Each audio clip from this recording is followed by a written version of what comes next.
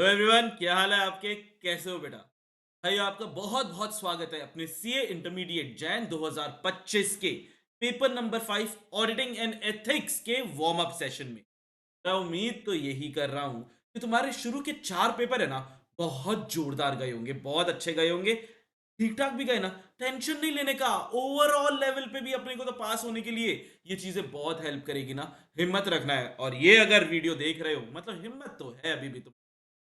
सुनो, नींद आ रही है ना? भयंकर थक चुके हो, स्लीप डिप्राइव्ड हो, जितनी एनर्जी थी वो झोंक चुके हो शुरू के 4 पेपर में। कोई नहीं, बस अब मंजिल दूर नहीं है। तो एवरीवन, ज्यादा समय आप लोगों का नहीं लूंगा, आइए स्टार्ट करते हैं आज का अपना ऑडिटिंग एंड एथिक्स का pre exam session, warm up session. Boss, आज के सेशन में होने क्या वाला है?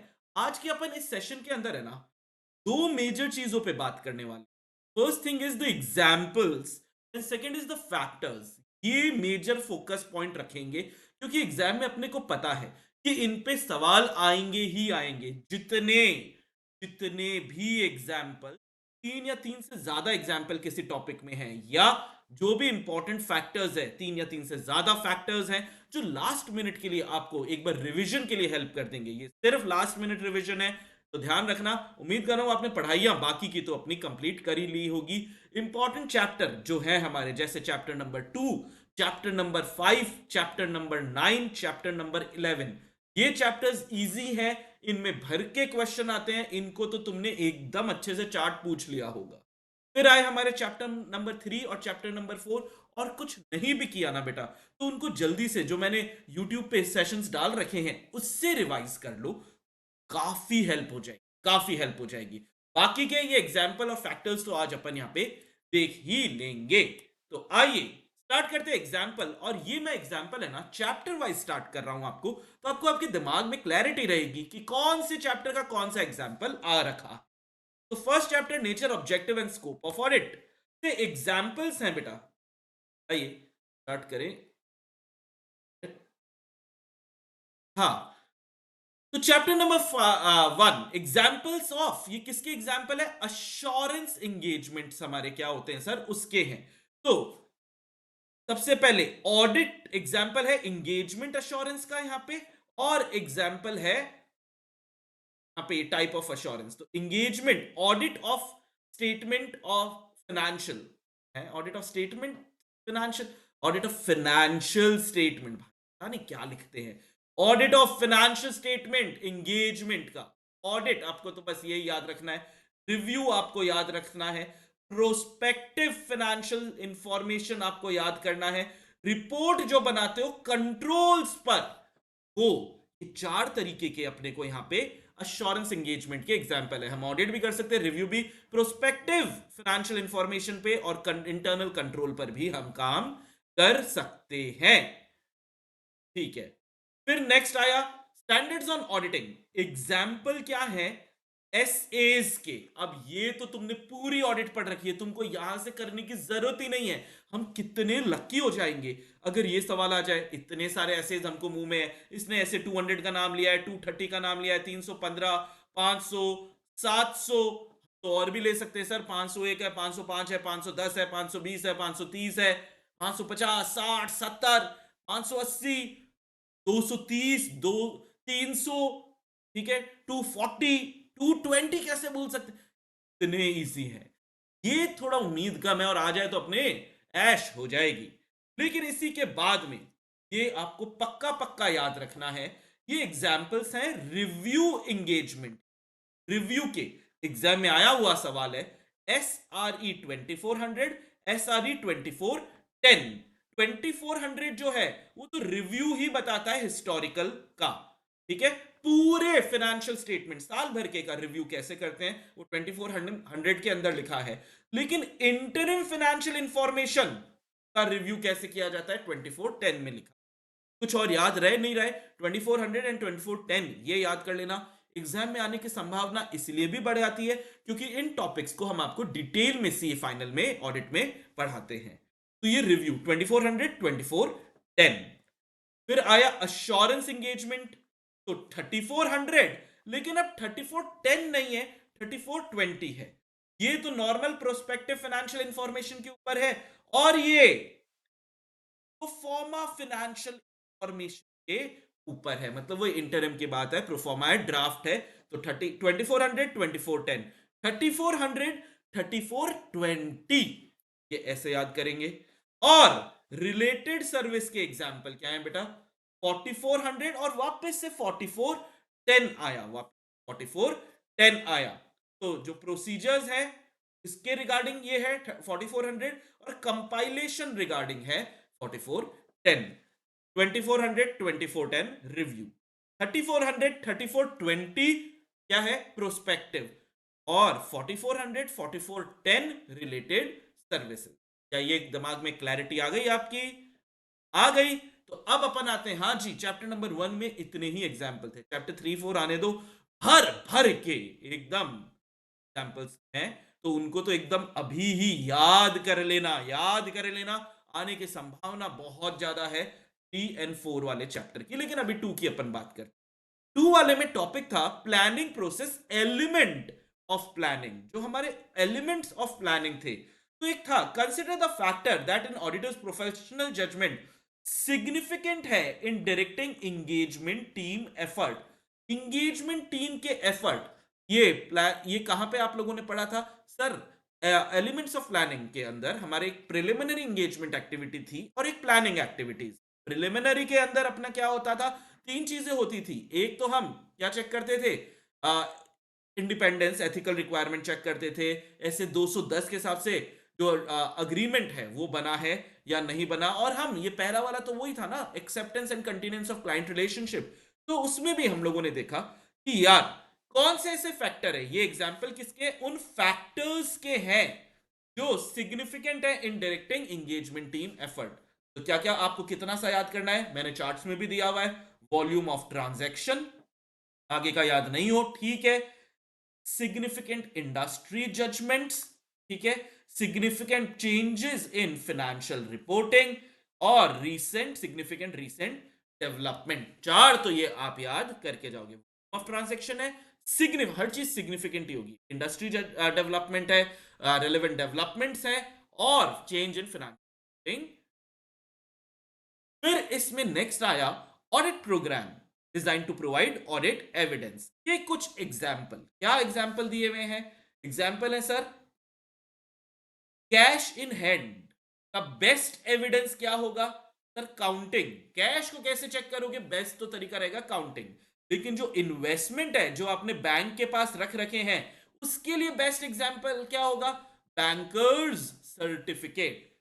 कोई भी असर्शन, बुक डेट्स का हो, क्लाइंट के लेजर का हो, डेबिट नोट्स क्रेडिट नोट्स का हो, मंथली अकाउंट स्टेटमेंट हो, ठीक है। Some of these collaborative complementary in addition balance confirmation, इनके लिए बेस्ट एग्जांपल क्या होगा सर? बैलेंस का कंफर्मेशन, एक्सटर्नल कंफर्मेशन ले लो। ये बेस्ट आपको चीज बता रखी है कि किस काम के लिए। कैश काउंटिंग कर लो, ठीक है। इन्वेस्टमेंट बैंकर का सर्टिफिकेट देख लो। बाकी के जो बाहरी व्यक्तियों रिलेटेड कोई भी काम है, वो काम में आप balance, external confirmation, balance confirmation ले लो। तो यहां पे हमारे एग्जाम्पल ऑफ चैप्टर 2 भी खत्म हुए। एग्जाम्पल एग्जाम्पल देखकर हमें लग रहा था ना, पता नहीं क्या होने वाला है, कैसे होने वाला है। 2 चैप्टर, 11 में से 2। अब इन 2 चैप्टर्स में हमने देखा है कि ऐसे एग्जाम्पल पे सवाल नहीं पूछता। चैप्टर 3 और 4 है ना उनके लिए एग्जाम्पल्स में से सवाल बनाने के लिए। तो आइए चैप्टर 3 रिस्क असेसमेंट और इंटरनल कंट्रोल के अपन चेक करते हैं। तो सबसे पहले एग्जाम्पल क्या है? Miss statement. ये एग्जाम्पल किस चीज के हैं सर? ये मिस स्टेटमेंट्स के एग्जाम्पल है, गड़बड़ियों के। क्या क्या गड़बड़ी, सवाल अगर आपने अपने दिमाग में दोहरा लिया, क्या क्या गड़बड़ी हो सकती है, मिस स्टेटमेंट्स क्या क्या हो सकते हैं। तो यार ये तो बचपन वाली गलती है, रेक्टिफिकेशन ऑफ एरर में जो काम करते थे ना बचपन में, वो सारी गड़बड़ियां लिख दो कि सर कैपिटल एक्सपेंडिचर था, रेवेन्यू में लिख दिया, और वाइस वर्सा, ठीक है। डिफरेंट डिस्क्लोजर डाल दिए सर फाइनेंशियल स्टेटमेंट में, फाइनेंशियल रिपोर्टिंग फ्रेमवर्क में जैसा डालना था उससे अलग डिस्क्लोजर। दही भैंस पानी, गलत ही सिलेक्शन एप्लीकेशन, गलत अकाउंटिंग पॉलिसीज का हो गया। अबे ढक्कन। फिर अकाउंटिंग एस्टिमेट का डिफरेंस आ गया है एप्लीकेबल एफआरएफ में, जो होना चाहिए था उससे डिफरेंस आ गया है। इंटेंशनली ये तो फ्रॉड होना चाहिए, झूठे एक्सपेंसेस ज्यादा लिख दिया, रिसीवेबल ज्यादा लिख दिया या कम लिख दिया, इन्वेंटरी। बचपन की चीजें जो हम लोगों ने की थी, बचपन की जो हम लोगों ने चीजें की थी, वही यहां पर है। कोई तकलीफ? कोई तकलीफ?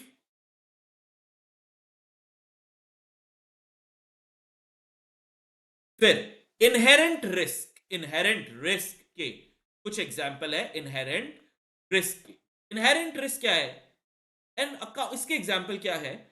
N accounting standard provides guidance on some complex issue पे ये गाइडेंस देता है which might not be understood by management. Inherent risk है, जो अकाउंटिंग स्टैंडर्ड है सर वो बड़ा डिफिकल्ट एक्सप्लेनेशन दे रहा है, मैनेजमेंट को पता ही नहीं लगा, उनके सर के ऊपर से गया। Therefore recording of this issue in financial statement carries inherent risk of being मिसस्टेटेड। Management को फाइनेंशियल स्टेटमेंट बनाना है, और जब मैनेजमेंट को फाइनेंशियल स्टेटमेंट बनाना है तो मैनेजमेंट को यार अकाउंटिंग स्टैंडर्ड ही नहीं समझ में आया, तो अकाउंट्स की तो धज्जियां उड़ा देंगे ये लोग। अरे भयंकर large number of business failure हो रहे हैं इंडस्ट्री में, पूरी इंडस्ट्री की ऐसी की तैसी हो रखी है। हाँ, ऐसी की तैसी हो रखी है पूरी इंडस्ट्री की, उस इंडस्ट्री का ही हम पार्ट हैं। तो अब दिख रहा है अरे एक साथी गया, दूसरा साथी गया, तीसरा साथी, कोई साथी ने साथ नहीं निभाया। तो भाई अब हमें जिंदा रहने के लिए तेरी कसम, रहने के लिए तेरी कसम, गलत असर्शन से मुलाकात जरूरी है sir. Assertions financial statement of an entity operating in industry carries inherent risk, ये असर्शन गलत देगी फिर जिंदा रहने की, शायद मैनेजमेंट कुछ असर्शन गलत दे देगी, ये इनहेरेंट रिस्क है। फिर नेक्स्ट आया materiality in planning and performing an audit. तुमको बेटा इसकी पीडीएफ तो मिली जाएगी, ये मेरे साथ एक बार तुम कर रहे हो, लेकिन आई अंडरस्टैंड कि तुमको याद भी करना है सर, आप तो जल्दी जल्दी करा रहे हो, क्योंकि मैं तुम्हारा बहुत ज्यादा समय नहीं लेना चाहता, इसलिए मैं जल्दी जल्दी करवा रहा हूं। तुम लोग को पता है ये मेरी सिस्टर की शादी है, ठीक है? अब जिस दिन तुम ये लेक्चर देख रहे हो उस दिन उसी दिन की शादी है, इस वजह से मैं लाइव आप लोग के साथ नहीं आया। I am really really sorry for that. लेकिन आई होप तुम इसको, मैंने इसीलिए आज इसको 17 तारीख को ही अपलोड करा दिया। तुम्हारे पास 17 तारीख, 18 तारीख, 19 तारीख की सुबह 3 दिन तुम्हारे पास बचे हुए हैं इन चीजों को करने के लिए। पीडीएफ अच्छे से डाउनलोड कर लेना और इसको ध्यान से याद कर, बहुत आराम हो जाएगा। तो materiality in planning and performing an audit, auditor की यहां पर क्या रिस्पॉन्स, तो कुछ एग्जाम्पल यहां पर भी दिए हुए हैं। क्या है कि एज पर शेड्यूल 3, अब डिवीजन विवीजन कौन याद रखेगा सर, हम तो शेड्यूल 3 से याद करेंगे ऑफ द कंपनीज एक्ट। कोई भी इनकम या एक्सपेंडिचर जो, अब तो ये पता ही होगा, एक्सीड करता है 1% of the revenue from operation या 1 लाख रुपए, जो भी हायर हो वो अलग से डिस्क्लोज करना जरूरी है। जरूरी है। कोई शेड्यूल 3 बोलता है कि कोई भी इनकम हो, कोई भी एक्सपेंडिचर हो, जो 1% of the revenue from operation या 1 लाख रुपए इंडिविजुअल अमाउंट, अगर ये ज्यादा है, 1 लाख या एक से ज्यादा है, तो इसको अलग से शो कर या कंपनी को डिस्क्लोज करना है नोट्स में, ठीक है? ये एग्जाम में आया हुआ भी है। किसी भी शेयर होल्डर के पास मोर देन 5%, देखना बेटा इक्वल्स टू नहीं लिखा हुआ है, इक्वल्स टू नहीं लिखा हुआ है, मोर देन 5% शेयर है, तो भैया शेड्यूल 3 बोलता है उसको भी आप अलग से डिस्क्लोज करो। अगर किसी पर्टिकुलर बंदे के पास कंपनी के 5% से ज्यादा शेयर है, ठीक है? एग्जाम में आया हुआ है, इसीलिए मैं यहां पे लेके आया हूं। फॉर एग्जाम्पल द ऑडिटर में कंसिडर 5, हाँ ये क्या है, ये भी आई हुई चीज है। Determining a percentage to be applied to a chosen benchmark involves the exercise of professional judgment. याद है ना बेटा, जब हम बेंचमार्क के बारे में पढ़ाई कर रहे थे तो बेंचमार्क स्टार्टिंग पॉइंट होता है। स्टार्टिंग पॉइंट के लिए मैंने आपको बताया कि पीबीटी कब लेना है और कैसे लेना है, जब ग्रोइंग ऑपरेशन है, कंटिन्यूअस ऑपरेशन है, तब आप प्रॉफिट बिफोर टैक्स ले सकते हो। लेकिन अगर कोई दिक्कत है तो आप ग्रॉस रेवेन्यू वगैरह इनको आप बेस्ट बेंचमार्क लोगे, लेकिन ये बेंचमार्क तो सिर्फ सर स्टार्टिंग पॉइंट होता है। आप इसको बदल सकते हो, बदल सकते हो। जैसे लोग बदल जाते हैं वैसे बेंचमार्क भी सिर्फ, क्या होता है ना, लोग भी जैसे हमारे सर पे कदम, स्टार्टिंग तो बहुत अच्छी होती है, दोस्ती की प्यार की शुरुआत बहुत अच्छी होती है, लेकिन लोग बदल, वैसे ही है बेंचमार्क भी, वैसे ही धोखेबाज है। सिर्फ स्टार्टिंग में इस्तेमाल करोगे, फिर आप अपने हिसाब से बदल लोगे। जैसे ऑडिटर में कंसिडर 5%, एक परसेंटेज लगाते हैं प्रॉफिट का, कंटिन्यूइंग ऑपरेशन है तो पीबीटी होगा, तो इसने बोला 5% of profit before tax to be appropriate for the profit oriented entity in manufacturing industry while auditor may consider। अब अगर ये तो 5% तो ये ले रहा है जब पीबीटी है, लेकिन जब कंटिन्यूस ऑपरेशन है, व्हाट इफ टोटल रेवेन्यू या टोटल एक्सपेंसेस जब नॉट फॉर प्रॉफिट है या फिर कंटिन्यूस ऑपरेशन नहीं है, ये स्टार्टिंग पॉइंट ले सकते हो। 5% पीबीटी का ले लिया, 1% टोटल रेवेन्यू या टोटल एक्सपेंसेस का ले लिया। फिर ऐसे 315 याद है तुम लोगों को?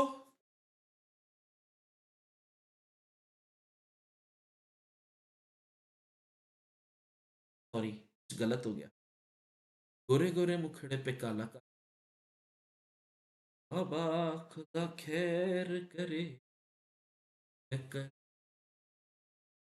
तो आओ बेटा, ऐसे 315 का नाम क्या था? Identifying and assessing the risk of material misstatement through understanding the entity and it's environment. Sir अब आप अब याद कराओगे हमको ये? अरे नहीं नहीं, ये तो तुमको अब याद होगा ही।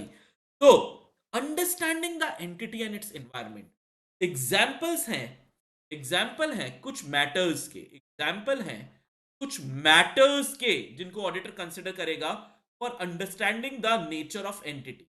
एंटिटी को समझने के लिए, एंटिटी को समझने के लिए कुछ कुछ मैटर्स को वो देखेगा। जैसे बिजनेस ऑपरेशन जो है, नेचर ऑफ रेवेन्यू सोर्स क्या है, प्रोडक्ट किस तरीके के बना रहा है, सर्विसेज कैसे दे रहा है, ऑपरेशंस कैसे कंडक्ट करता है, लोकेशन क्या है प्रोडक्शन फैसिलिटीज की, कौन है की कस्टमर्स, कौन है की सप्लायर्स ऑफ गुड्स, की सप्लायर्स ऑफ सर्विसेज, ये समझोगे एंटिटी के बारे में थोड़ा आपको पता लगेगा।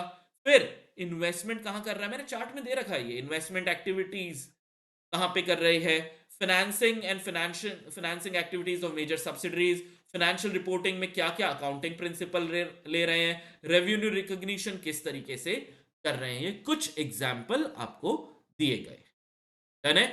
ये समझोगे तो एंटिटी की समझ ज्यादा अच्छे से आपको आएगी। फिर एग्जाम्पल्स, अब नेक्स्ट किसके एग्जाम्पल आए हैं भाई? ये एग्जाम्पल्स ऑफ मैटर ऑडिटर में कंसिडर बाय ऑब्टेनिंग अंडरस्टैंडिंग के एंटिटी के ऑब्जेक्टिव समझने के लिए। अभी इससे पहले वाले में तो सर हमने एंटिटी को समझा, इससे पहले वाले में एंटिटी को समझा, अभी क्या समझ रहे हैं? एंटिटी के objective, strategies and related business risk that में result in ROMM of the financial statement. इसमें आप क्या क्या समझोगे सर? इसमें आप समझोगे इंडस्ट्री में क्या क्या डेवलपमेंट हुए हैं, potential related business risk might be for example that the entity does not have the personnel और expertise to deal with the changes in the industry. हम ऑब्सोलीट हो गए, हमारे लोगों को, हमारे स्टाफ को ये नई टेक्नोलॉजी समझ ही नहीं आ रही है, ठीक है? या नए product and services, potential risk related business risk might be that there is an increased product liability, product liability बढ़ गई, हमारे पास लोग ही नहीं है, ठीक है, to deal with the changes, ये हो गया। जब हम एक्सपेंशन कर रहे हैं बिजनेस का, तो डिमांड को हमने एक्यूरेटली एस्टिमेट नहीं किया, डिमांड हमको लगा जितनी होनी चाहिए उससे बहुत कम थी या बहुत ही ज्यादा थी, दोनों में ही दिक्कत हो जाएगी।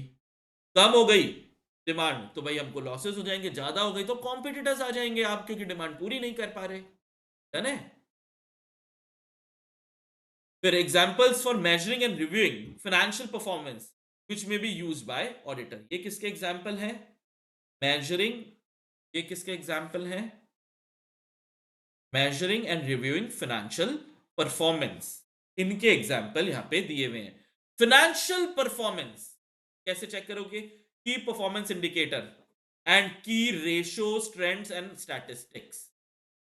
Period on period financial performance के एनालिसिस करोगे, बजट एग्जाम में आया हुआ है, forecast, variance analysis, departmental and performance report या क्रेडिट रेटिंग एजेंसी की रिपोर्ट। एग्जाम में ये भी आया हुआ है।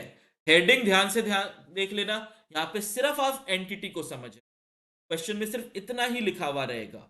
यहाँ पे एंटिटी के ऑब्जेक्टिव, स्ट्रेटजीज और बिजनेस रिस्क को समझ रहे हो, ये वर्ड्स रहेंगे जिनको मैंने येलो में किया हुआ है। और यहाँ पे measuring and reviewing financial performance है।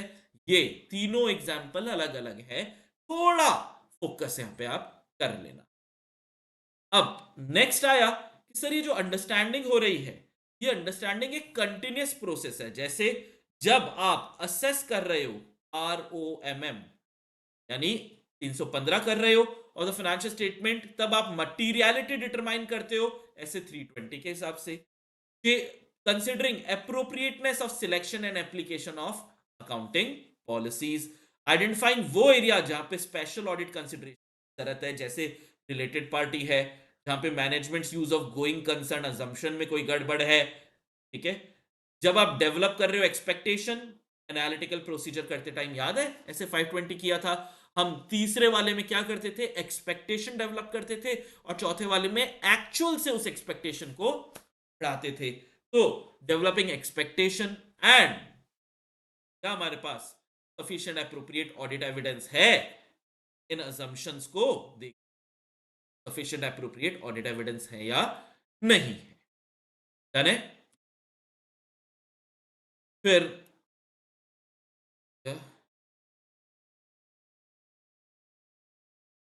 फिर ये मैंने एक मिनट ये स्लाइड हटा ही देता हूं।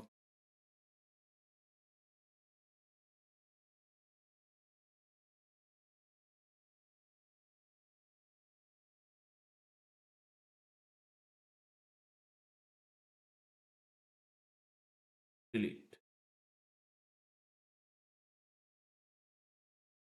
चेकलिस्ट के एग्जाम्पल, चेकलिस्ट के एग्जाम्पल इंपॉर्टेंट एग्जाम में आए हुए हैं कि क्या क्या एग्जाम्पल हो सकते हैं हमारे चेकलिस्ट के, क्या क्या एग्जाम्पल हो सकते हैं हमारे चेकलिस्ट के। Tenders called before placing order, purchases made on the basis of return order, purchases made based on return order. Purchases order form क्या स्टैंडर्डाइज बना हुआ है, purchase order form pre numbered है क्या, inventory control accounts maintain by person, ठीक है, इसके पास काम की कस्टडी नहीं है, who have nothing to do with custody of work, receipt of inventory, ये लोग, ये तीनों लोग अलग होने चाहिए, और इन्वेंट्री कंट्रोल अकाउंट अलग बंदा मेंटेन करना चाहिए। ये चेकलिस्ट, इन चीजों की चेकलिस्ट आपको चेक देखनी पड़ेगी। फिर इंटरनल कंट्रोल क्वेश्चनेयर है, ये भी एग्जाम में सवाल आया हुआ है और ये परेशान किया हुआ है।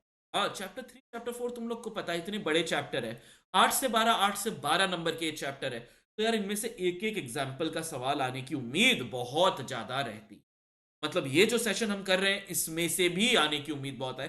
तुम लोग यहां तक पहुंच चुके हो ना इस सेशन में, ऑल ऑफ यू ध्यान देना, इससे पहले जो मैं सितंबर वालों के लिए वार्म अप सेशन लाया था उसको भी, वो भी यूट्यूब पे तुमको अवेलेबल ही है, उसको भी देख लेना। उससे पहले मई वाला जो लाया था उसको भी देख लेना। एक तरीके से हमारी ऑडिट की ज्यादा रिवाइज तो मेरे साथ ही हो।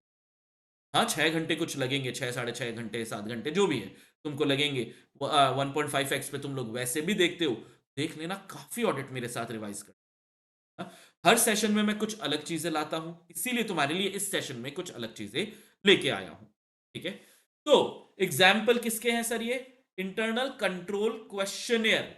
यार क्वेश्चनियर हमारा एक हथियार हुआ करता था, लेकिन ये क्वेश्चनियर अब किसके बारे में, सिर्फ इंटरनल कंट्रोल जब आपको देखना है, और वो भी इंटरनल कंट्रोल किस किस का, परचेजेस को अगर आप चेक कर रहे हो, परचेजेस के इंटरनल कंट्रोल चेक कर रहे हो, तो क्या सवाल पूछोगे, क्रेडिटर्स को चेक कर रहे हो तो क्या इन्वेंट्रीज को चेक कर रहे हो, और फिक्स्ड एसेट को चेक कर रहे हो, तो क्या क्या सवाल आप लोग।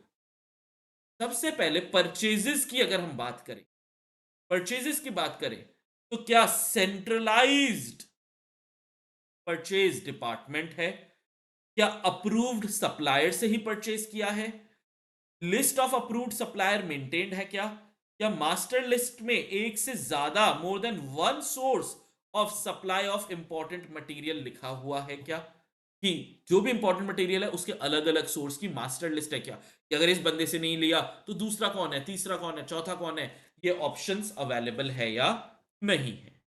ठीक है, तो आइए बात चलते हैं अपन लोग आगे। और नेक्स्ट ये इसी में क्वेश्चनेयर में क्या लिखा हुआ है बॉस, लिखा हुआ है purchase order based on valid purchase requisition. भाई ऐसे ही जाके कोई सामान थोड़ी खरीद सकते हैं, रिक्विजिशन सही है उसकी या नहीं है ये देखेंगे।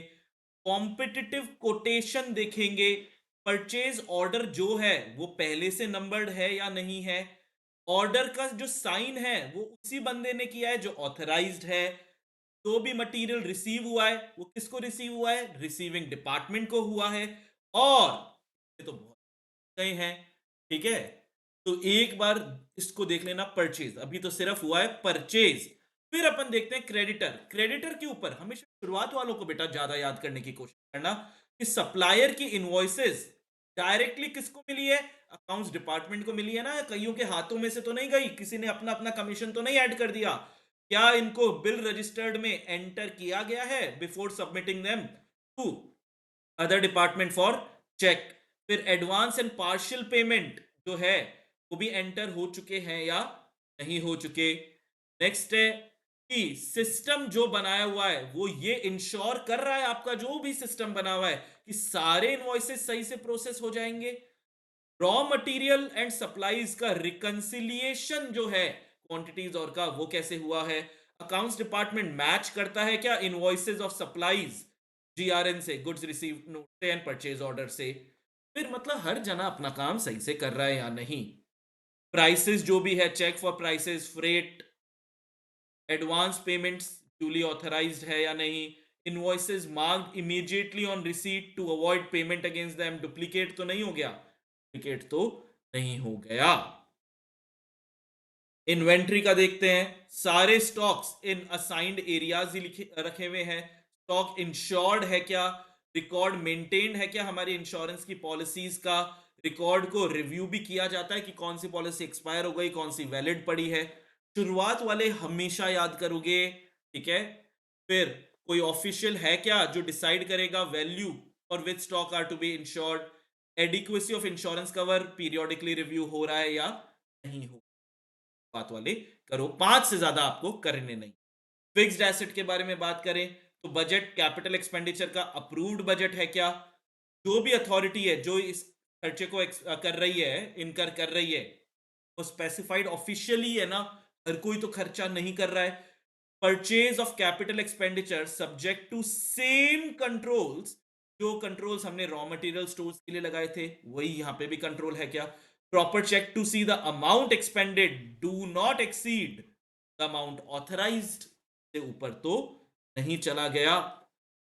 ये वाला तुमको सबको याद होगा कि फिक्स्ड एसेट पीरियोडिकली वेरीफाई हो रहे हैं क्या, रिटर्न प्रोसीजर है क्या, ये वेरीफाई कैसे होंगे, रिपोर्ट बन रही है क्या इस वेरिफिकेशन की।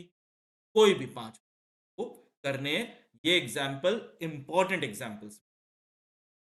फिर हम आते हैं यार, ये एग्जाम्पल्स हैं ऑटोमेटेड एप्लीकेशन, जैसे edit edit checks, validation of input data, ये एप्लीकेशन कंट्रोल के एग्जांपल हो गए। सीक्वेंस नंबर्ड चेक है, यूजर लिमिट चेक है, रीजनेबलनेस चेक है, मैंडेटरी डेटा फील्ड। 5 एग्जांपल ऐसा है के लिए ये इतना मस्त हो जाता है ये वाला question.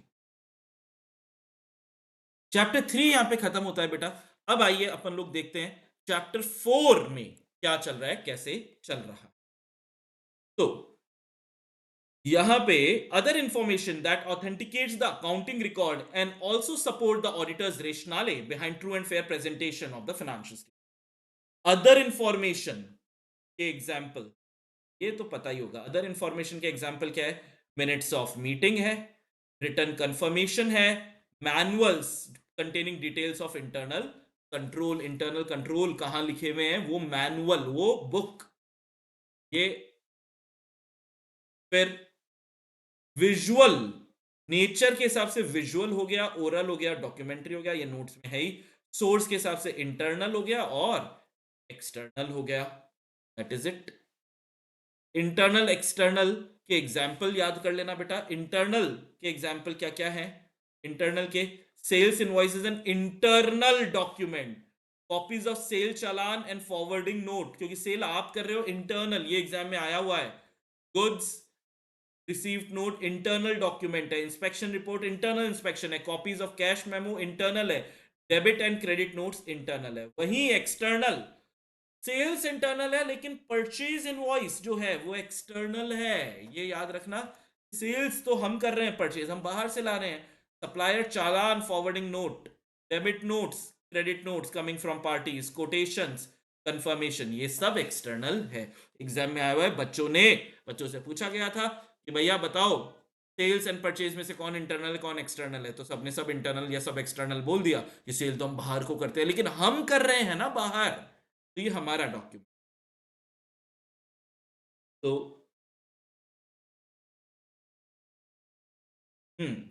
Some audit evidences obtained by performing audit procedure to test accounting record, जैसे through analysis review, reperforming procedure followed in the financial reporting, reconciling. ये मैंने सिर्फ इसीलिए डाला है क्योंकि 3 पॉइंट इसमें एग्जाम में, इस वाला जो एग्जाम्पल है assertions contained in financial statement, इस पे अलग से सवाल आ सकता है। कौन सा असर्शन है, बस इतना सा तुमको दे दिया, प्लांट एंड मशीनरी कॉस्ट पे दे दी 2 लाख रुपए की, डेप्रीसिएशन उसमें दे दिया 70,000 का अभी तक का, इस साल का 13,000 का, तो टोटल डेप्रीसिएशन 83,000 और 1,17,000 इसकी नेट वैल्यू हो गई। अब बताओ इसमें बैलेंस शीट की चीजें हैं, कौन कौन से असर्शन इन्वॉल्व है ये बताते हैं। तो असर्शंस क्या है कि ओन ओन करते हैं भाई, प्लांट एंड मशीनरी ओन कर रहा है, राइट्स। हिस्टोरिकल कॉस्ट आ गई, प्लांट मशीनरी फिजिकली एग्जिस्ट करती है, इनको बिजनेस में ही यूटिलाइज कर रहे हैं। डेप्रीसिएशन टोटल 83,000 का है, जिसमें से इस साल का 13,000 का है। कैलकुलेशन ऑफ डेप्रीसिएशन करेक्ट वगैरह है या नहीं, डन है। तो ये असर्शंस आप समझते हो, सिर्फ इतनी सी इंफॉर्मेशन को देखकर ये सारी चीजें आपको समझ में आती है।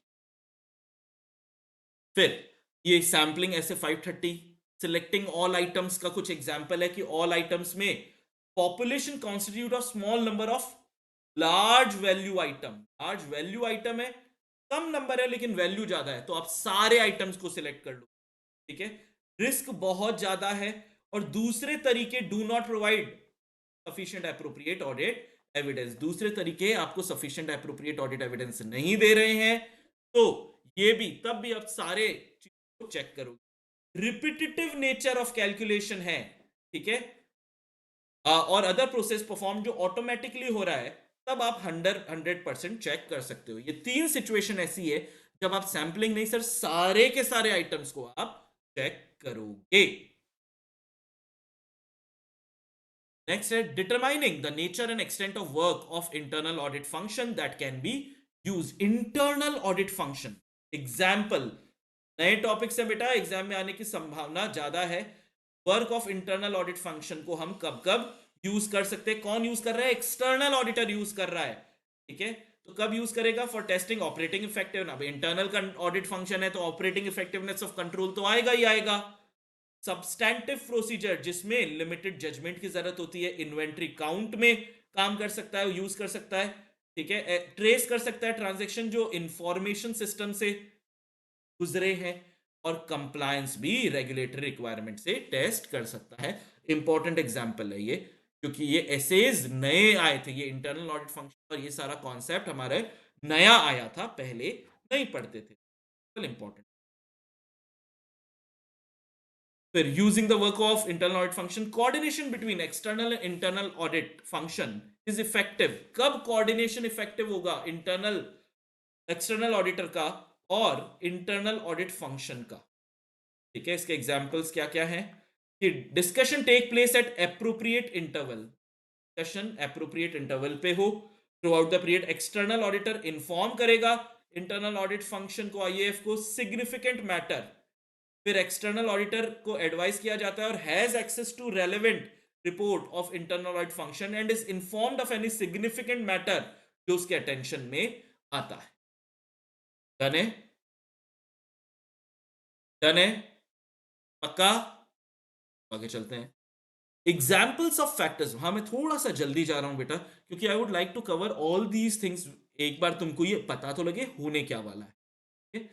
फैक्टर्स और में सर उतना ज्यादा कंटेंट नहीं है, फिर भी ये एग्जाम्पल्स हैं जिनमें मेजर कंटेंट है। तो examples of factors influencing sample size for test of control. सुनना, ये वाले जो एग्जाम्पल है, ये जो फैक्टर्स है ना, ये एग्जाम्पल्स ऑफ फैक्टर्स है। तो बेटा इनको चार्ट से कर लेना। जब ये वाला मैं याद दिलाता हूं, तुम लोगों ने मेरे को टीओसी एंड टीओडी दोनों के लिए आंसर किया था। टीओसी समझ में आ जाता है तो टीओडी अपने आप समझ में आ जाता है।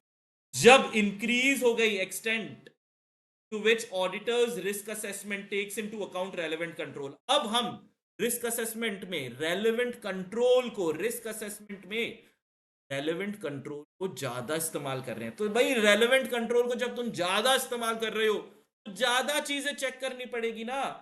मोर assurance auditor intends to obtain, okay, from the operating effectiveness control lower the auditor's assessment of, ज्यादा चीजें चेक करेगा तेरा लोअर हो जाएगा असेसमेंट आरओएमएम का, और उसके लिए larger the sample size needed, कि तू ज्यादा कंट्रोल से भरोसा कर रहा है, ज्यादा सैंपल साइज जरूरत होगी।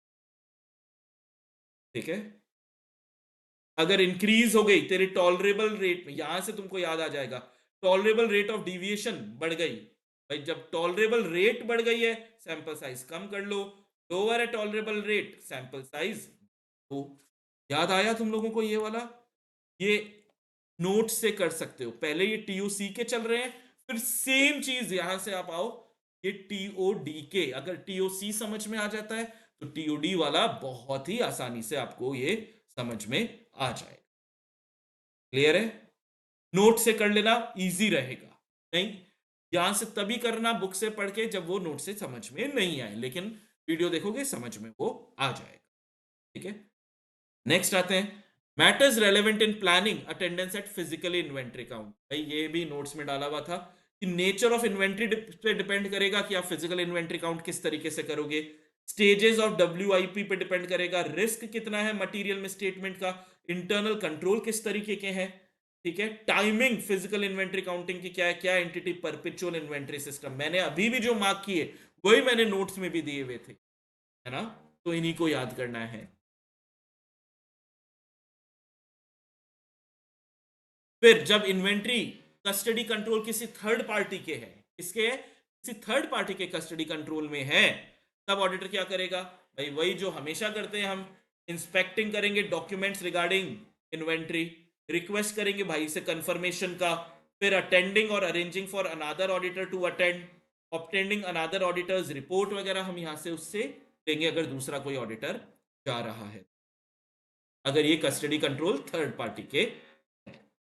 With this chapter 3 and chapter 4 जिनमें ज्यादातर एग्जाम्पल है और एग्जाम्पल में सवाल आने की संभावना बहुत ज्यादा है, वो खत्म हो गए। अब जरूरी नहीं है बेटा कि हर चैप्टर में कोई एग्जाम्पल हो भी।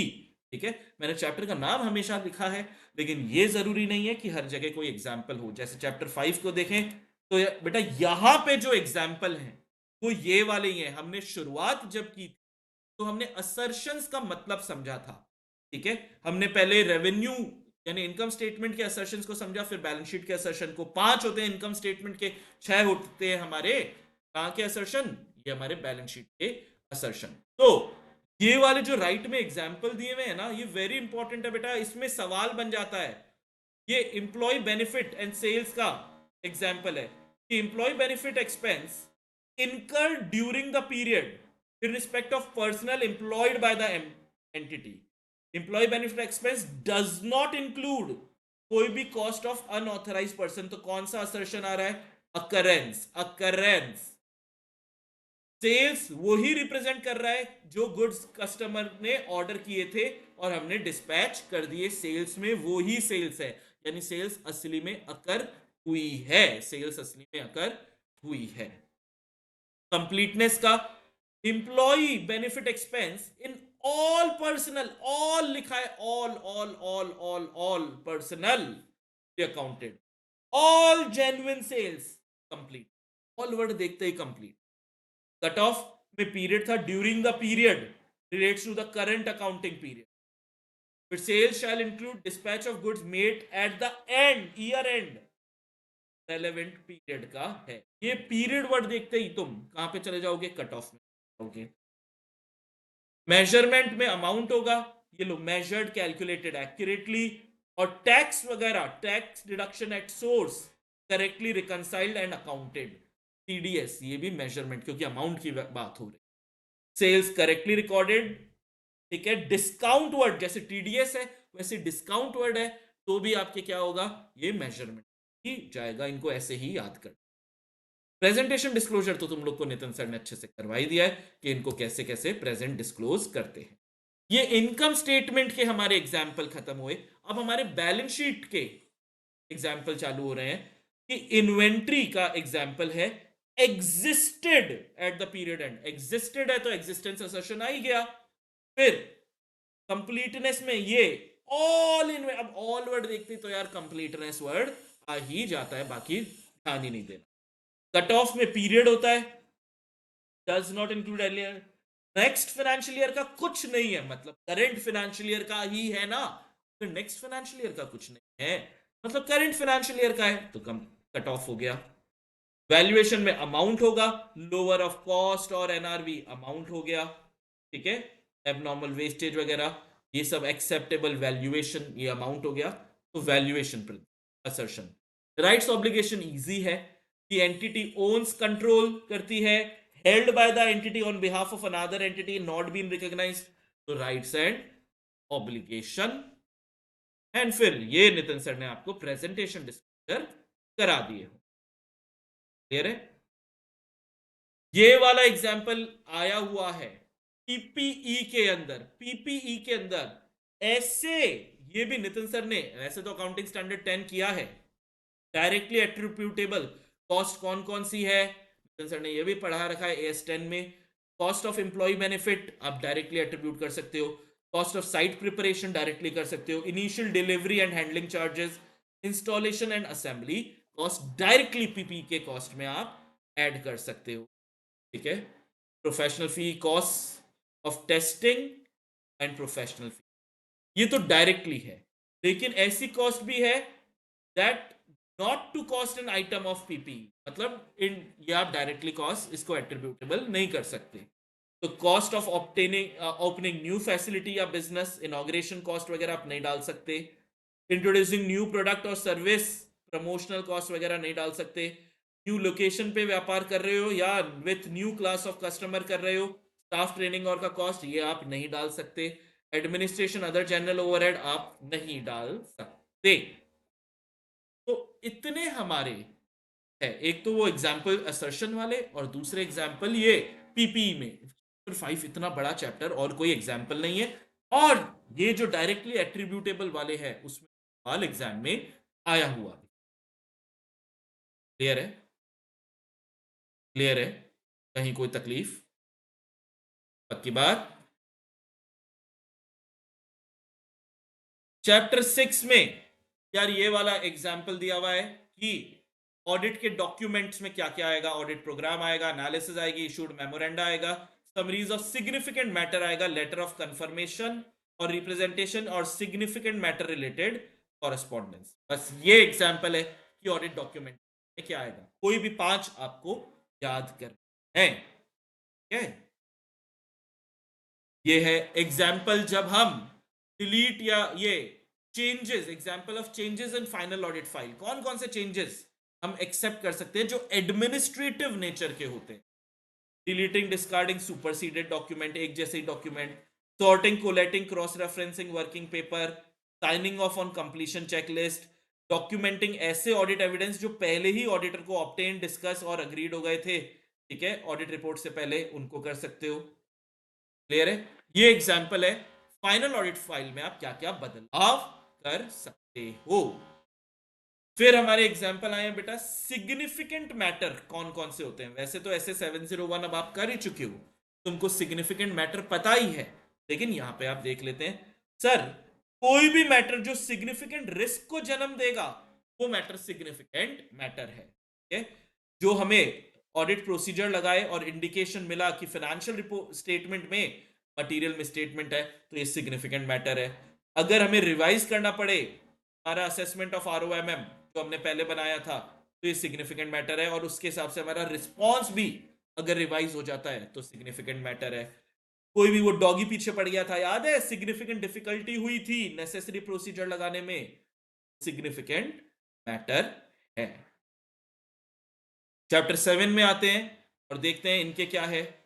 तो सब्सीक्वेंट इवेंट के एग्जाम्पल है कि इवेंट्स जो इसकी कंडीशन एग्जिस्ट करती थी डेट ऑफ एन, ये भी वैसे तो नितिन सर पढ़ा ही चुके हैं तुम लोग को, ठीक है, कि कंडीशन जो एग्जिस्ट करती थी या अरोज आफ्टर एग्जिस्ट करती थी, उसके एग्जाम्पल है जो हमारा मेजर डेटर था वो इंसॉल्वेंट हो गया, settling legal claim outside the course reduced amount पे, लेकिन ये कोर्ट केस पहले से चल रहा था। फिर ये अरोज आफ्टर वाला हो गया, new share capital, merger of company, destruction of substantial inventories, ये भी मैंने नोट्स में आपको अच्छे से दिया हुआ है। ये सब्सिक्वेंट इवेंट के, ये तो तुमको अकाउंट से भी याद हो जाएंगे। फिर risk assessment procedure and related activity, examples of events और condition that may cast significant doubt, ऐसे 570 है बेटा गोइंग कंसर्न सिग्निफिकेंट डाउट के, बहुत इंपॉर्टेंट है, एग्जाम में आने की संभावना फुल है, याद करना है कि ऐसे कौन से फाइनेंशियल इवेंट या कंडीशन है जो सिग्निफिकेंट डाउट कास्ट कर देंगे, ठीक है, तो तुम्हारे ऑडिटर के और entities ability to continue as going concern के। तो नेट लायबिलिटी या नेट करंट लायबिलिटी पोजीशन बहुत खराब है, तब सिग्निफिकेंट डाउट आ जाएगा। फाइनेंशियल इवेंट कंडीशन है fix term borrowing approaching maturity, लेकिन हमारे पास रिन्यूअल का या रिपेमेंट का कोई संभावना ही नहीं है, पैसा ही नहीं है, बहुत ज्यादा रिलाई कर रहे हो शॉर्ट टर्म बोरोइंग में to finance long term asset, indication की क्रेडिटर अब आपको माल देने से, उधार में माल देने से मना कर रहा है कि आज नकद कल उधार, ऐसा बोल के क्रेडिटर आपको टरका रहा है। नेगेटिव ऑपरेटिंग कैश फ्लो दिख रहा है, एडवर्स की फाइनेंशियल रेशो है, बहुत ज्यादा सब्सटैंशियल ऑपरेटिंग लॉसेज है, या वैल्यू ऑफ एसेट जो कैश जनरेट करता है उसकी वैल्यू बहुत कम हो गई है, अरियर या डिसकंटिन्यूएंस ऑफ डिविडेंड हो रहा है। 5 आपको कोई ये याद करने, रीड एक बार सारे ही कर। Similarly operating event condition, management का इंटेंशन है टू लिक्विडेट द एंटिटी या cease operation, loss of major market, ये कई बार आया एग्जाम में, की customer, franchise licence, practical, principal supplier, labour difficulty, shortage of important supplies, emergence of highly successful competitor, ये सारी चीजें क्या है, ये सारी चीजें हैं हमारी ऑपरेटिंग इवेंट। तीसरा अदर इवेंट्स और condition, non compliance with capital या स्टैट्यूटरी या रेगुलेटरी रिक्वायरमेंट, कानून ही नहीं फॉलो करोगे तो बैंड बजेगी बजेगी, pending litigation, legal and regulatory proceeding against, change in law regulation, government policy, uninsured या underinsured, कैटेस्ट्रॉफी यानी विध्वंस, प्रलय, नुकसान, okay?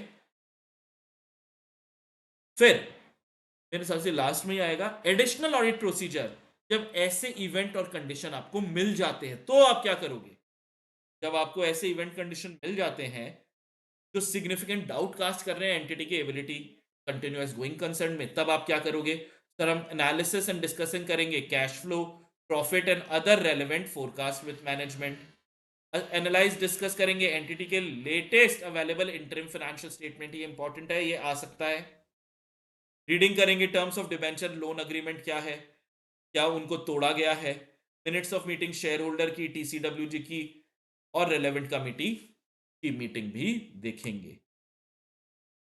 फिर 5 करने हैं, इंक्वायर कर सकते हैं एंटिटी के लीगल काउंसिल से, confirming the existence legality and enforceability of arrangement, validating entities plan to deal with unfilled customer order, की आप उनको पूरा नहीं कर पाए तो क्या करोगे, कोई भी 5 आप याद। फिर है meaning of deficiency in internal control and significant deficiency, एक तो डेफिशिएंसी है भाई पीडीसीएमएम का नहीं कर पा रही है टाइमली बेसिस पे, और एक सिग्निफिकेंट डेफिशिएंसी, हर छोटी छोटी डेफिशिएंसीज इकट्ठी होके आपको अपने ऑब्जेक्टिव्स, एंटिटी के ऑब्जेक्टिव्स को रोक रही है, ये पूरा नहीं करने दे रही है, तो ये सिग्निफिकेंट डेफिशिएंसी हो गई है। तो पहले तो एग्जांपल्स ऑफ मैटर जो डेफिशिएंसी और combination of deficiency internal control to significant deficiency, तो likelihood of the deficiency leading to material misstatement in the financial statement in the future, susceptibility या loss और fraud की related assets liability की, subjectivity and complexity of determining estimated amount, notes में दिया है तुमको ये, financial statement exposed to deficiency, ये significant के हमारे example हो गए। वॉल्यूम ऑफ एक्टिविटी, हाँ। The importance of controls to the financial reporting pro, control, इस पे अलग सवाल बन सकता है। फाइनेंशियल रिपोर्टिंग के लिए कंट्रोल कितने इंपॉर्टेंट है? एग्जाम्पल क्या है? जनरल मॉनिटरिंग कंट्रोल लगाएंगे, control over selection application accounting policies का, control over significant transaction with related parties का, ये कंट्रोल भी हम लगाने वाले। Significant transaction outside the entities, normal course of business, control over period end financial reporting process, आपने देख लिया। फिर इंडिकेट, मैंने नोट्स में मैटर, इंडिकेटर ये सब अलग से दिया था, तो ये एग्जाम्पल किसके आ गए? इंडिकेटर के एग्जाम्पल हो गए। इंडिकेशन मिल रहा है कि सिग्निफिकेंट ट्रांजेक्शन जहां पे मैनेजमेंट खुद इंटरेस्टेड है उसको स्क्रूटनाइज नहीं कर रहा TCWG, not being appropriately scrutinise by TCWG. Identification of management fraud, या उनको प्रिवेंट नहीं किया, management failure to implement appropriate remedial action, significant efficiency जो उनको पहले से पता थी, मैनेजमेंट उसको ठीक नहीं कर रहा है। रिस्क असेसमेंट प्रोसीजर ही नहीं किया गया एंटिटी के द्वारा, कर ही रहा है एंटिटी के द्वारा, या किया है तो इनइफेक्टिव रिस्क असेसमेंट क्या है? नोट से ही याद कर लेना, यहां से याद करने की जरूरत नहीं। चैप्टर 8 में देखें, है कुछ एग्जाम्पल तो है, इंफोसिस ऑफ मैटर पैराग्राफ के दिख रहे हैं। सर्कमस्टेंसेस, एग्जाम्पल ऑफ सर्कमस्टेंसेस जहां पे ऑडिटर डालेगा इंफोसिस ऑफ मैटर पैराग्राफ के अंदर चीजें। तो अनसर्टेनिटी अगर है relating to future outcome of litigation या रेगुलेटरी एक्शन, तो वो आप इंफोसिस ऑफ मैटर में डालोगे। सिग्निफिकेंट सब्सिक्वेंट इवेंट जो between the date of financial statement, date of audit report है, सब्सिक्वेंट इवेंट लिखते ही हमको ये आता है। Early application of new accounting standard, ठीक है, उसको भी डालोगे। मेजर कैटेस्ट्रॉफी, कैटेस्ट्रॉफी वर्ड तो अभी अभी बताया था, प्रलय विध्वंस, ठीक है, इसको भी आप इंफोसिस ऑफ मैटर पैराग्राफ में डालोगे। बस इतना ही। चैप्टर 9 में कोई एग्जांपल है? हाँ है ना, सीधा लास्ट में जाके कोऑपरेटिव सोसाइटीज वाले जो टॉपिक है लास्ट में, वहां पे एग्जांपल दिए हुए हैं, ठीक है, कि भैया ये ऑडिट एज पर सेक्शन 17 क्या करोगे? Daily cash sales summary register की ऑडिट करोगे, कलेक्शन डेटर से देखोगे, register of recovery of loan, याद है मैंने शुरू के 3 में पैसा आ रहा है, चौथे में पैसा जा रहा है, लोन डिसबर्समेंट और कोई और कॉलमनर सब्सिडरीज रजिस्टर अगर आपको बनाना है, तो ये सब एग्जाम्पल हो जाते हैं।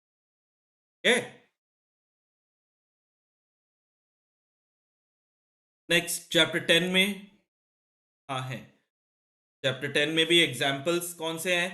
Funded and non funded, funded and non funded के एग्जाम्पल दिए हुए।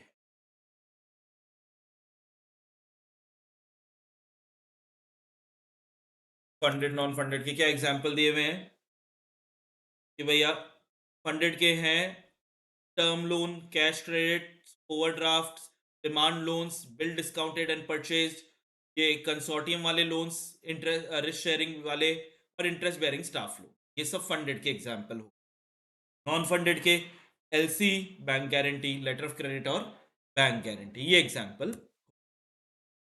फिर security wise example of most common type of securities जो बैंक एक्सेप्ट करती है, लकी हो जाएंगे अगर बैंक ऑडिट वाले चैप्टर से ये सवाल आ रहा है कि भैया कौन कौन से सिक्योरिटी जनरली बैंक एक्सेप्ट करती है। Personal security of a guarantor, किसी ने पर्सनली आपको गारंटी दी है। Good, stock, debtor, trade receivable, वाह, डेटर और ट्रेड रिसीवेबल, गुड्स और स्टॉक अलग अलग, good. Gold ornaments, immovable property, plantation, third party guarantee, bankers generally, life insurance policy at at surrender value, और मैंने shareware, security, stock exchange securities and other. Common sense वाली चीजें हैं ना कि किस किस चीजों को हम बैंक में गिरवी रख सकते हैं। Let's see the examples of the last chapter, हमारा चैप्टर 11, कि 5 तरीके के बेटा अपने जो थ्रेट होते थे, 5 टाइप्स थ्रेट, उसमें आपको सेल्फ इंटरेस्ट थ्रेट वाला याद करना है और फैमिलियरिटी थ्रेट वाला तो अच्छे से याद करने हैं एग्जाम्पल। सेल्फ इंटरेस्ट थ्रेट के एग्जाम्पल, डायरेक्ट फाइनेंशियल इंटरेस्ट या materially significant indirect financial interest है अगर इन क्लाइंट में, तो सेल्फ इंटरेस्ट थ्रेट है। लोन और गारंटी टू या form client, undue dependence on client fees, concern है लूजिंग द एंगेजमेंट का, आपको डर है, close relation business relationship with an audit client, ये सारे आपके सेल्फ इंटरेस्ट थ्रेट के एग्जाम्पल है। पोटेंशियल एम्प्लॉयमेंट है क्लाइंट के साथ, या कंटिंजेंट है, ऑडिट एंगेजमेंट पे कैसे रिपोर्ट देते हो उस पे आपकी फीस अगर कंटिंजेंट है, तो ये सेल्फ इंटरेस्ट थ्रेट। इसके बाद सेल्फ इंटरेस्ट के बाद और भी है यार एग्जाम्पल, लेकिन मैंने आपको बोला 3 या 3 से ज्यादा वाले एग्जाम्पल्स को याद करना, तो सीधा ये एग्जाम्पल आता है फैमिलियरिटी थ्रेट में। फैमिलियरिटी थ्रेट के एग्जाम्पल है close relative of the audit team working in a senior position in the company, farmer partner in of the audit firm being, अब वो उस कंपनी में डायरेक्टर वगैरह है, लॉन्ग एसोसिएशन है ऑडिटर की और क्लाइंट की, और सिग्निफिकेंट गिफ्ट या हॉस्पिटैलिटी, मान मनवार डायरेक्टर एम्प्लॉइज को दे रहे हैं हमको, तो ये फैमिलियरिटी थ्रेट है। नेक्स्ट आया बेटा प्रोफेशनल स्केप्टिसिज्म के एग्जाम्पल्स क्या क्या हैं। अगर एविडेंस है, एक ऑडिट का एविडेंस कॉन्ट्राडिक्ट कर रहा है दूसरे एविडेंस को, तो गड़बड़ है। ऐसी इंफॉर्मेशन जो सवाल उठाती है रिलायबिलिटी ऑफ डॉक्यूमेंट्स पे और रिस्पॉन्सेज टू इंक्वायरीज में, अगर शक हमें लगता है गलत बता रहे हैं तो स्केप्टिक है। कंडीशंस जो इंडिकेट कर रही है पॉसिबल फ्रॉड, या सर्कमस्टेंसेस जो ये सजेस्ट कर रहे हैं कि और हथियार लगाने की जरूरत, और हथियार क्यों लगाओगे, तो गड़बड़ होगा तभी लगाओगे। फिर element of system of quality control, याद है ना एसक्यूसी 1 के 6 एलिमेंट थे, ठीक है। तो element of system of quality control का हमारा ये वाला एलिमेंट है acceptance and continuance of client relationship and specific engagement, ये हमारा थर्ड एलिमेंट हुआ करता था। तो इसमें इंटेग्रिटी ऑफ क्लाइंट एग्जाम में आया हुआ है, matters that the firm consider करेगी, इंटेग्रिटी ऑफ द क्लाइंट क्या क्या, identity and business reputation client के प्रिंसिपल ओनर्स की, केएमपी की, रिलेटेड पार्टीज की, ठीक है। फिर नेचर ऑफ क्लाइंट ऑपरेशन किस तरीके का है, उसके बिजनेस प्रैक्टिसेस कैसा है, information concerning attitude of clients principal owner KMP, related party छोड़ के सब कुछ यहाँ पे आ गया, नोट्स में भी दिया हुआ है अच्छे से। बहुत अग्रेसिवली खुद ही अपने हिसाब से इंटरप्रेट कर रहे हैं accounting standard and internal control environment. Client aggressively concerned है कि फर्म जो ऑडिट फर्म है उसकी फीस कम रहे ताकि ये ऑडिटर लोग कम काम करें, ठीक है, लो एज पॉसिबल। इंडिकेशन की इनअप्रोप्रिएट लिमिटेशन लगाया है स्कोप ऑफ वर्क पे, क्लाइंट खुद इन्वॉल्व है मनी लॉन्ड्रिंग में या क्रिमिनल एक्टिविटी में, या हमें क्यों अपॉइंट किया या पुराने वाले को क्यों अपॉइंट नहीं किया, ये सब इंटेग्रिटी रिलेटेड पॉइंट्स है, इंटेग्रिटी रिलेटेड पॉइंट्स है। तो बेटा 11 चैप्टर्स के हमारे क्या हो गए हैं, एग्जाम्पल हो गए। अब मैंने इन 11 चैप्टर्स में अगर कहीं कोई फैक्टर्स दिया हुआ है तो मैंने उनको ही निकाला है। चैप्टर 1 में फैक्टर किसके दिए हुए, इनहेरेंट लिमिटेशन के, याद ही होंगे, nature of financial reporting, nature of audit procedure, not in nature of investigation, audit नहीं होता है, timeliness of financial reporting and decrease in relevance of information over time, future events, बस ये चैप्टर 1 में ये ही फैक्टर दिए हुए। जब हम चैप्टर 2 की बात करते हैं, देखें यहां पे कोई फैक्टर दिए हुए, क्या दिए हुए हैं कि कौन कौन से फैक्टर को आप कंसिडर करोगे जब आप स्टैब्लिश कर रहे हो ऑडिट की स्ट्रेटेजी, क्या क्या फैक्टर, तो identify the characteristics of engagement, applicable FRF कैसा है, नेचर ऑफ बिजनेस कैसा है, रिपोर्टिंग रिक्वायरमेंट क्या है, ऑडिट एविडेंस लास्ट ईयर के भी क्या इस समय काम आ सकते हैं। फिर रिपोर्टिंग ऑब्जेक्टिव्स एसर्टेन करोगे ताकि आप प्लान कर सको nature and timing audit procedure की, एंटिटी का खुद का टाइम टेबल रिपोर्टिंग का क्या है, meetings to discuss the nature extent timing of work, management की क्या एक्सपेक्टेशन है, किस तरीके की रिपोर्ट आएगी, कब रिपोर्ट आएगी, और क्या हम उनको कम्युनिकेट करेंगे, स्टेटस ऑफ ऑडिट रिपोर्ट कहां तक ऑडिट पहुंची, क्या पहुंची, और nature and timing of expected nature and timing of communication among हमारे टीम मेंबर्स में भी कब कब कम्युनिकेशन होगा, ठीक है, दिख रहा है। कंसिडर करेंगे सिग्निफिकेंट फैक्टर जो टीम के एफर्ट को डायरेक्ट करेगी, ये तो यार हो चुका था, है ना, ये हुआ था ना अभी एग्जाम्पल में भी, ये नीचे वाले एग्जाम्पल ही हैं, तो मैंने ये पहले ही करा दिया था। रिजल्ट क्या आया, preliminary engagement activity and relevant knowledge of engagement partner, and और क्या रिसोर्सेज की जरूरत पड़ेगी, क्या रिसोर्सेज की जरूरत पड़ेगी। फिर planning, supervision and review of work of engagement team member, इसमें भी फैक्टर है कि हम कब, पता था ना, कब गधों को भेजेंगे कब घोड़ों को भेजेंगे, याद आया तुमको, है ना। तो क्या फैक्टर पे डिपेंड करेगा sir, NET of DSR, nature, extent, timing of direction, supervision, review, depend करेगा on the size and complexity of the entity, area क्या है ऑडिट का, इंटरनल है एक्सटर्नल है फॉरेंसिक है क्या है, रिस्क कितना है मटेरियल में स्टेटमेंट का, और गधे हैं घोड़े हैं, capability competence of the engagement team member, capability competence of the engagement team member.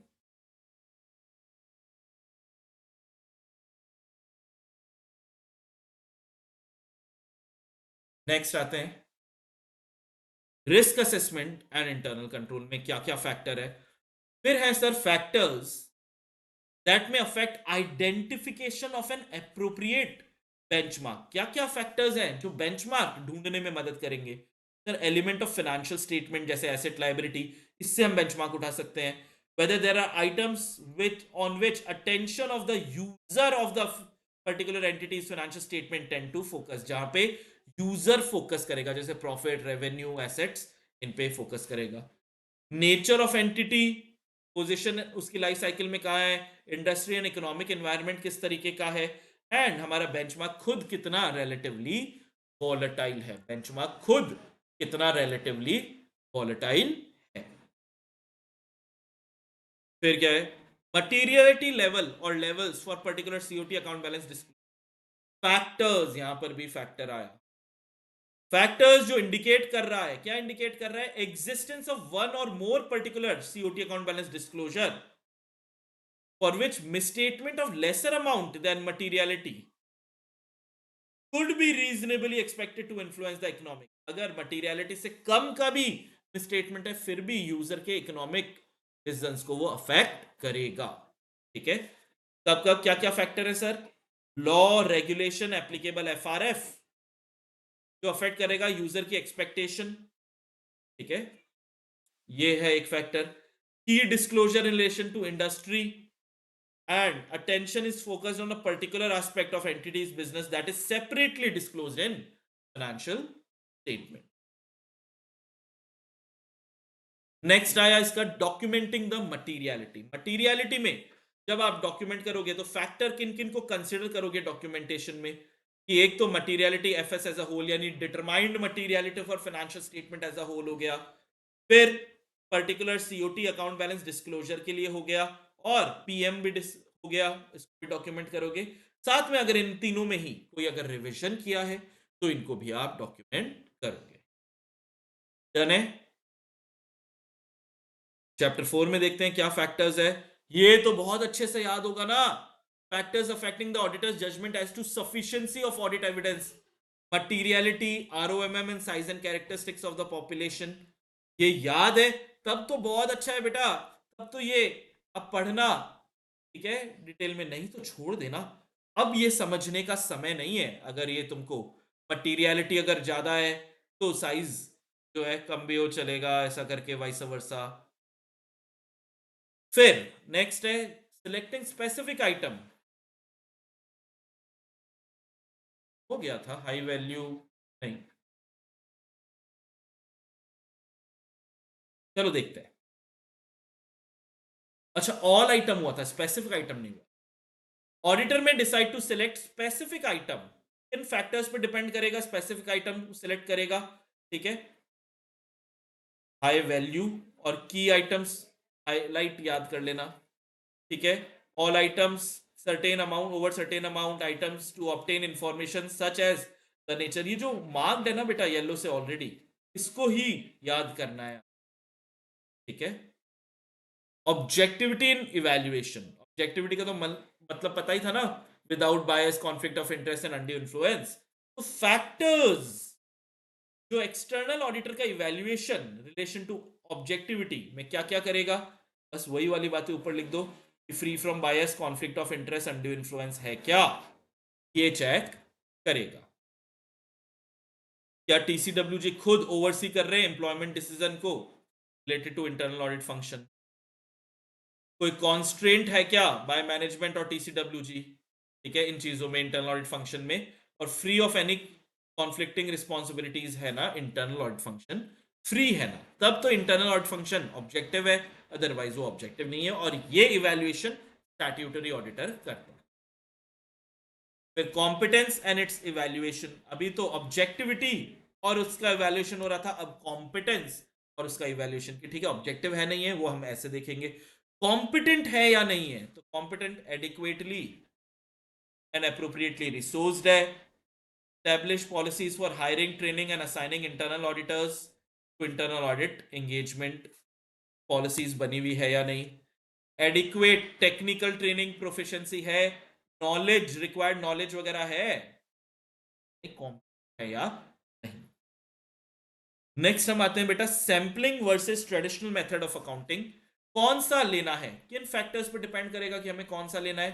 Size of the organization, state of internal control, adequacy और रिलायबिलिटी ऑफ बुक्स, कितना टॉलरेबल एरर रेंज है, एंड डिग्री कितनी है, आपको कितना confidence चाहिए। Fourth and fifth वैसे interrelated है, क्लियर है, पक्का? ये वाला हो चुका, ये फैक्टर्स मैं पहले ही एग्जाम्पल में ही ले चुका था।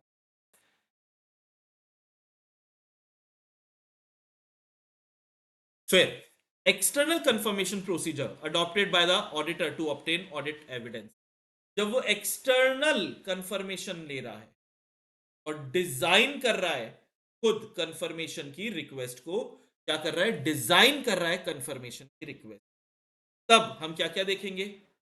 असर्शंस एड्रेस हो चुके हैं या नहीं, स्पेसिफिक आइडेंटिफाइड ROMM क्या है including fraud risk, layout and presentation of confirmation request क्या है, prior experience on the audit और सिमिलर एंगेजमेंट किस तरीके के, प्रायर एक्सपीरियंस हमारा किस तरीके का, मेथड ऑफ कम्युनिकेशन कैसा है, मैनेजमेंट का ऑथराइजेशन एंड इंकरेजमेंट कैसा है कंफर्मिंग पार्टी को, and ability of the intended confirming party to confirm, ये सारे फैक्टर्स हम लोग देखते हैं। कौन कौन से फैक्टर आप SAP substantive audit procedure, analytical की बात नहीं है ये, सब्सटैंटिव प्रोसीजर की बात है, पता नहीं क्यों ऑडिट लिख दिया इन्होंने, ठीक है, तो आ जाओ। Availability of data, disaggregation of data, degree of disaggregation, याद है ना, डेटा कितना ब्रेकडाउन हो सकता है, किस तरीके का अकाउंट है, सोर्स, प्रिडिक्टेबिलिटी, जितना ज्यादा प्रिडिक्टेबल SAP उतने ज्यादा काम अच्छे से करते हैं, nature of assertion and WCGW, ज्यादा से ज्यादा क्या ही बिगड़। चैप्टर 5 में कुछ है क्या? नहीं, चैप्टर 5 में कोई भी फैक्टर बोल के नहीं है। चैप्टर 6, हाँ, चैप्टर 6 में फैक्टर्स हैं, form, content, extent of audit documentation किन फैक्टर पे डिपेंड करेगा, size and complexity of entity पे डिपेंड करेगा, nature of audit procedure to be perform पे डिपेंड करेगा, रिस्क ऑफ मटेरियल मिसस्टेटमेंट क्या है उस पे, ऑडिट एविडेंस क्या क्या ऑब्टेन हुए हैं, और क्या नेचर एंड एक्सटेंट ऑफ, कोई अगर एक्सेप्शन मतलब रूल से अलग अगर काम कर रहे हैं तो वो एक्सेप्शन हुआ उस पर डिपेंड करेगा। बस एक ही फैक्टर था चैप्टर 6 में।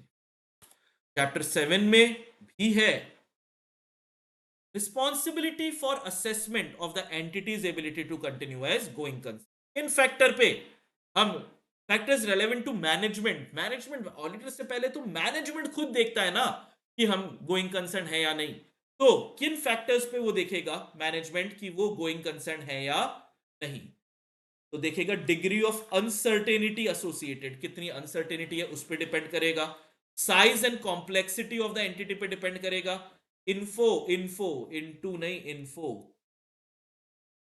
इंफॉर्मेशन, ठीक है, information available at the time of judgement या सब्सिक्वेंट इवेंट में क्या इंफॉर्मेशन अवेलेबल है। चैप्टर 8 में कोई फैक्टर नहीं है, चैप्टर 9 में कोई फैक्टर नहीं है, चैप्टर 10 में कोई फैक्टर नहीं है, चैप्टर 11 है भाई, चैप्टर 11 में फैक्टर है, तो फॉलोइंग फैक्टर मेक्स इट, अरे ये तो हो गया था, हो गया था, रिवाइज रिवाइज, हेलो नहीं नहीं नहीं सर ये वाला नहीं हुआ था, वो एग्जाम्पल हुए थे फाइनल ऑडिट फाइल वाले, ये नहीं हुआ था, फैक्टर्स की रिवाइज रिमाइंड वाले क्या क्या फैक्टर है, कि कोई इंडिकेशन मिल रहा है कि एंटिटी को गलतफहमी हुई है, मिसअंडरस्टैंडिंग हुई है ऑब्जेक्टिव एंड स्कोप की, या revised and special terms of audit engagement, change हुआ है सीनियर मैनेजमेंट में, चेंज हुआ है ओनरशिप में, चेंज हुआ है nature and size of entity के बिजनेस में, चेंज हुआ है लीगल रेगुलेटरी रिक्वायरमेंट में, चेंज हुआ है एफआरएफ में, या change in other reporting requirement आज करने हैं। ये फैक्टर आपको बताएंगे कि क्या आपको रिवाइज या रिमाइंड करना है या नहीं। विद दिस बेटा, this warm up session comes to an end, जिसमें मैंने इंपॉर्टेंट एग्जांपल, सारे ही एग्जांपल इंपॉर्टेंट किया, 3 या 3 से ज्यादा वाले सारे फैक्टर लेके आ गए। पुराने वालों को भी देख लेना अगर समय हो। ऑल द बेस्ट, मुझे पूरा पूरा यकीन है कि तुम बहुत अच्छे से पेपर करोगे, लेकिन ध्यान रखना, पेपर पहली बार में डराएगा और आपको ये फील देगा कि आपको कुछ नहीं आता बॉस, आप सब भूल गए हो, लेकिन आप असली में नहीं भूले हो। बहुत शांति से, बहुत धीरे से आप उसको पढ़ोगे। डिस्क्रिप्टिव वाले की मैं आपकी बात कर रहा हूं, एमसीक्यू वगैरह तो आप निकाल लोगे, डिस्क्रिप्टिव की मैं बात कर रहा हूं। सवाल को एक बार पढ़ो, 2 बार भी पढ़ो, लास्ट लाइन पे फोकस करो और याद करो कि ये कौन से चैप्टर में क्या था। ठीक है, इनफैक्ट कौन सी क्वेश्चन को छोड़ना है आपको, एक क्वेश्चन 2 से 6 तक एक क्वेश्चन लीव करोगे ना, जिसके मेजरली सब पार्ट्स आपको नहीं समझ में आ रहे हैं, उन्हीं को छोड़ना। बहुत ध्यान से इसका सिलेक्शन, संभल के पेपर को पहले जो आपको रीड करने का टाइम मिलता है, रीड करना, देख लेना। इजी वाले क्वेश्चंस को हमेशा सबसे पहले करो और कॉन्फिडेंस रखो। कोई भी क्वेश्चन टाइम है तो छोड़ मत देना, हर क्वेश्चन एक सेपरेट पेज पे होगा, पॉइंट वाइज होगे, रनिंग हैंड से आप अंडरलाइन करोगे, स्केल वगैरह से नहीं करोगे। पॉइंट के बीच में जगह देना, ताकि अगर आपके पास समय बचे तो आप उसको एक्स्ट्रा आप उसमें लिख सको, कंटेंट लिखने की आपके पास जगह हो। ये आप करते रहना और सुनना। कितना टाइम पर क्वेश्चन है, जितने नंबर का क्वेश्चन है मल्टीप्लाई बाय 2, 4 नंबर का क्वेश्चन है तो 8 मिनट लगाओ, 5 नंबर का क्वेश्चन है 10 मिनट तक लगा सकते हो, जल्दी हो जाता है। जगह छोड़ो, आगे जाओ, ताकि हम बाद में आके अगर हमें कुछ और भी लिखना है तो सकते हैं। मुझे तो पूरा यकीन है बेटा कि आप लोगों से सीए फाइनल में जरूर मुलाकात होगी, आप रजिस्टर करोगे जल्दी जल्दी सीए फाइनल पे, तुम भी अपने आप पे पूरा भरोसा रखना। Thank you all very much and I wish you all the best. मेरा बहुत बहुत आशीर्वाद है, मेरा बहुत बहुत बेस्ट विशेष है तुम लोगों के साथ, क्योंकि तुमने बहुत मेहनत की है। चलो, टेक केयर।